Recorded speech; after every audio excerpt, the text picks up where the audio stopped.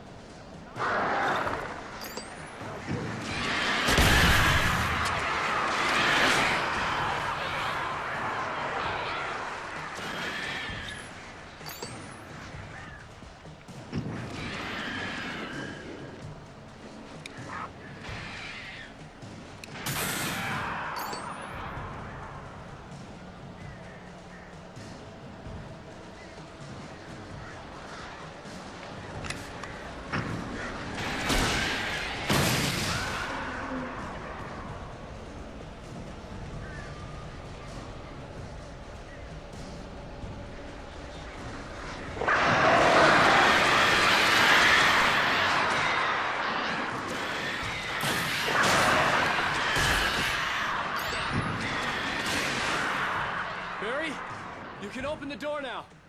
They're gone. Hey, Al. I'm sorry for thinking you were having a psychotic episode, man. I sent Barry to the town to ask around about a man fitting the kidnapper's description. He'd go through the archives of the local paper. Perhaps he could learn something. Anything about the island and the cabin that had disappeared. The man wanted a manuscript. I had to try to write him one to get Alice back.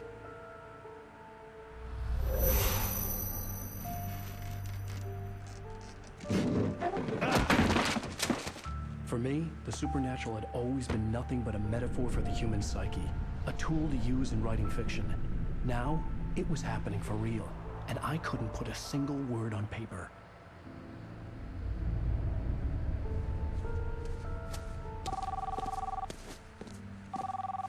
Barry Wheeler speaking. This is Rose. Rose? I found Mr. Wake's pages. Oh, you sweet, brilliant girl. Could you and Mr. Wake come get them? I live in the trailer park outside the town. We'll be there in less than an hour. Bye now. See you soon. Have a great day. Hope you come back soon. Welcome to the old dear diner. Good girl.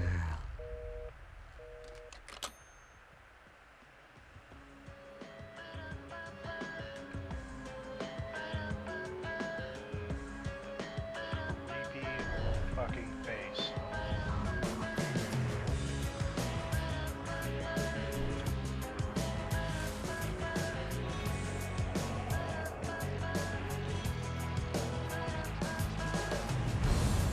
Come here. Pretty please, can you tell me where I am? You, won't you say something? Previously on Alan Wake, Alice has been kidnapped. Alan, please help me. Alice? You'll do exactly what I say if you ever want to see your wife again. I can't tell anyone except my agent Barry. Damn it, Barry. They'll kill her. You're my best friend, and I'm worried that you're not right in the head. The ransom is a manuscript I supposedly wrote that's coming true before my eyes. It happened just the way it was on that page. So dark. I have found only a few scattered pages. I want the entire manuscript. The deadline is in 2 days. I found Mr. Wake's pages. Good girl. How the hell did she get her hands on the manuscript anyway? I don't know. She's resourceful. I told you you were too hard on her. Listen, I found out all sorts of interesting stuff while I was digging around. Yeah. Mr. Wake, it's Sheriff Breaker. We have an FBI agent here, Agent Nightingale. FBI? He's anxious to see you. You'd better come to the station. Okay, I'll be right over, Sheriff. Let's make this quick, huh? Help you folks? Name's Randolph. I'm the manager. We're looking for Rose. Works as a waitress down at the diner. Rose, sure. Nice girl. Who wants to know? I'm Alan Wake. The writer, huh? I heard on the radio you were visiting. Well, I'll show you her trailer. That Rose, she's a nice girl. Always pays her rent on time.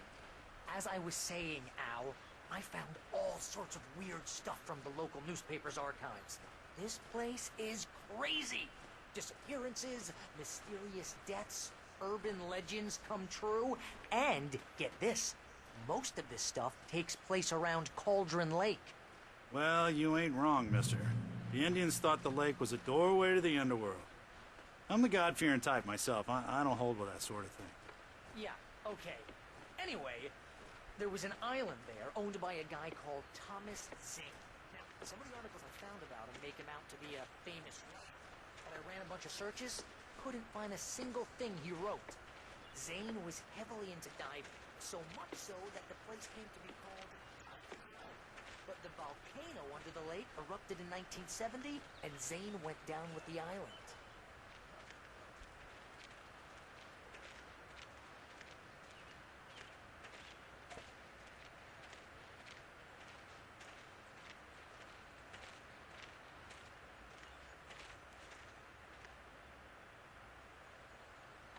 Gets better. A local girl, Barbara Jagger, drowned in Cauldron Lake just a week earlier.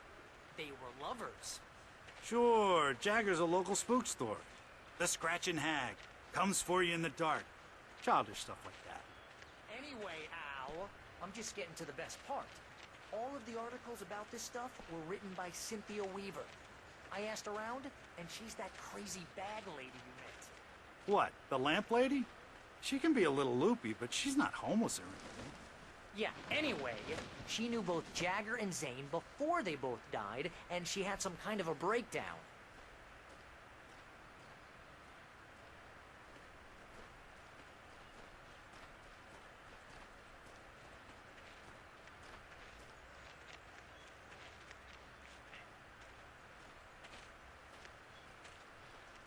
Well, mister, this here's Rose's trailer. You mind me asking what you want with her? We're just here to talk to her, pal.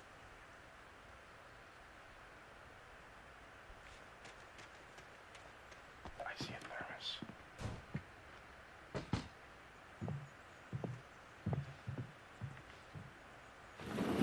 Welcome to... Oh dear. Mr. Wake. I'm so glad you're here. Rose, you have my manuscript? Oh. Oh, yes. Yes. Please, come in. Hey, this is really good. Rose, Yes, my manuscript. I really need it. I understand. I know what you need. A muse to inspire you. Oh, for Barry. She doesn't have anything. Yeah, hey, Al? Al, what's... Oh... Barry! What? What?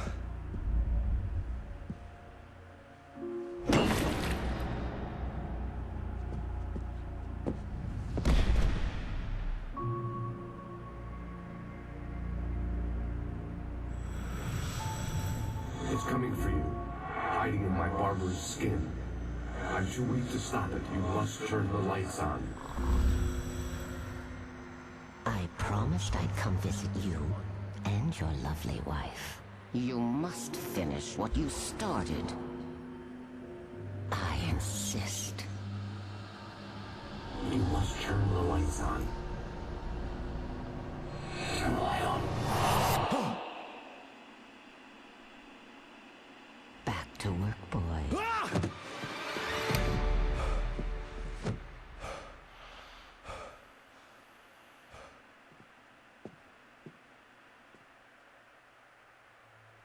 I felt nauseous, hungover. Only anger kept me going. I can't tell reality from dream anymore, but it seems I have an imaginary editor to help me. She's an old woman in a funeral dress. I call her Barbara Jacker. She's very strict. I'm writing faster and faster. My manuscript is being heavily revised. The edits are getting very aggressive, and each day there's less of me and more of her. I hate it, but I know she's right. She promises me I can save Alice this way. She knows more of this than I do, about the complex... Rose took a day from me. I had less than 12 hours left to meet the kidnapper. All I could do was get Barry into the car, work something out once I got on the road. Welcome to the Oh Dear Diner. What can I get you today? Coffee? I couldn't work up much hate for Rose. Something had used her to get to me, and left its mark. First refill is free.